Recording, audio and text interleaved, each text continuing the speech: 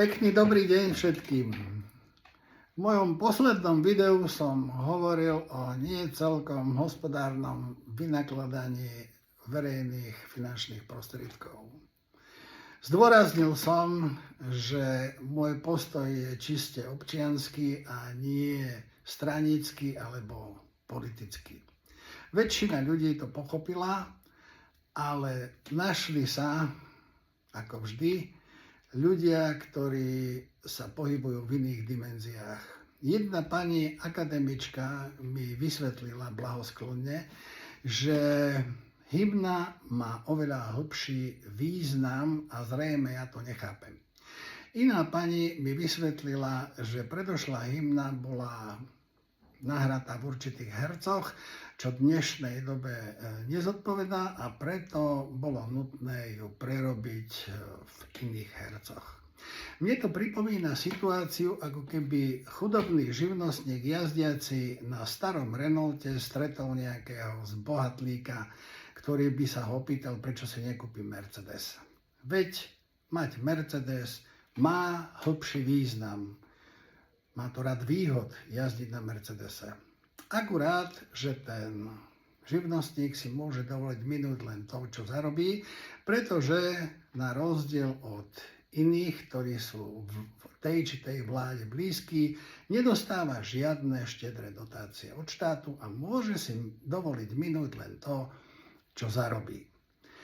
K identickému prístupu by som chcel vyzvať všetkých kompetentných, všetkých vládnych činiteľov, ktorých väčšina národa zvolila a poverila ich spravovaním nášho štátu.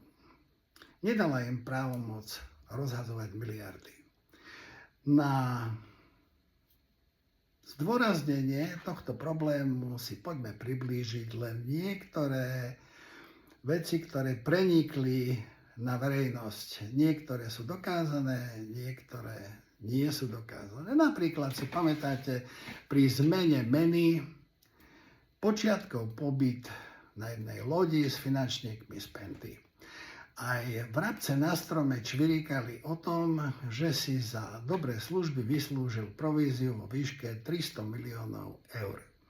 Neskôr prišiel istý prokurátor s tým, že pán Počiatek a pán Kaliňák si z nejakého biznisu pridelili po 200 miliónov eur a vo väzbe bol človek, ktorý to vedel dokázať.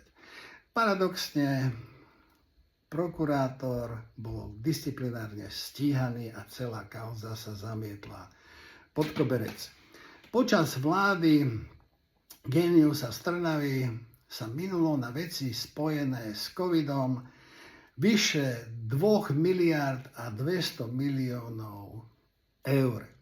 Keď sa táto pakáreň skončila, dúfali sme, že sa skončilo aj rozhadzovanie našich peňazí. Ale prišiel konflikt na Ukrajine, ktorý nás doteraz stál 3,5 miliardy eur. A k tomu prirátate veľmi štedrú štátnu dotáciu pre čínskeho podnikateľa, ktorý chce postaviť v Šuranoch baterkáreň vo výške 400 miliónov eur, vyjde vám suma, z ktorej sa vám zatočí hlava. V medziobdobí počas Odorovej vlády okrem peňazí pre Ukrajinu venovala ministerka práce a sociálnych vecí vyše 22 miliónov Šorošovej nadácii Otvorená spoločnosť. To my sme na tom tak dobre, že si môžeme dovoliť dotovať multimiliardára? Ja myslím, že nie. K týmto veciam, ak prirátame 100% zvýšenie platov vládnych činiteľov, doživotnú rentu pre premiéra, nákup luxusných Mercedesov pre úrad vlády vo výške 990 000 eur. Ak si predstavíme výberové konania, kde je dopredu rozhodnuté o víťazovi, ceny sú predražené a vybraný podnikateľ dáva tzv. Vratky úradníkom, ktorí rozhodli o jeho víťazstve. Ide o strašné plytvanie peniazmi. Ak si predstavíme ten zoznam, ktorý vyšiel minulého roku, kde boli politici z celého spektra našej politickej scény, ktorí dostali veľmi, veľmi štedré dotácie od štátu.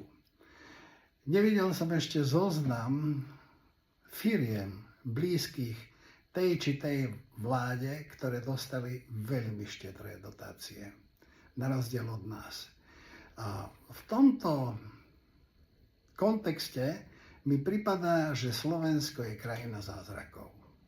Na jednej strane dôchodcovia nemajú z čoho žiť, invalidní dôchodcovia si nevedia vybaviť plný dôchodok, pretože zdravotné poisťovne šetria a predovšetkým ich zaujíma zisk.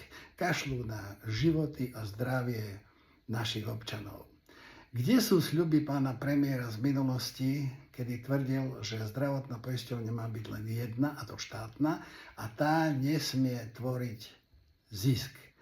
A k tomuto všetkému prirátame ešte zmenu názvu RTVS, zmenu hymny, možno o chvíľu zmenu ostatných štátnych symbolov. Ja sa pýtam, kde skončí toto rozhadzovanie, kde pod rozličnými ušľachtilými zamienkami ide len o bohapustý biznis. Dokedy ešte budeme zbierať tie vrchnáčiky z petfliaš, aby naše deti ťažko choré nezomierali? Dokedy budeme toto trpieť? Ja osobne už mám toho dosť. Ako ste na tom vy? Viete, ako to býva v partnerských vzťahoch? Ak opitý manžel dá svojej polovičke facku a nič sa nestane, na budúce ju dobije ako žito. A jednoducho bude pokračovať ďalej. Ak nezastavieme toto bohapusté míňanie, rozkrádanie verejných financií, dopadneme veľmi zle. A ak nie sme ochotní opustiť našu komfortnú zónu kvôli nám, tak myslíme na svoje potomstvo, na svoje deti, na svoje vnúčatá.